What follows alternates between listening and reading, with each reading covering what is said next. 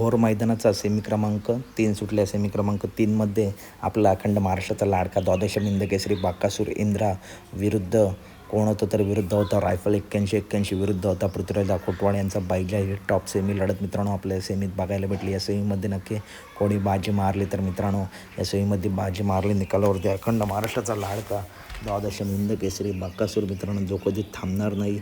आणि खूप प्रश्नचिन्ह उभे राहतात नवीन चेहरा असल्यावर, परंतु तो बाकासूर आहे मित्रांनो. निकाल घेणार का तर मित्रांनो 100% निकाल घेतला. आणि बघताय मधून असू द्या कडूने असू द्या टॉपच पळतो आणि बघताय काय सुंदर असं पडला बाकासूर.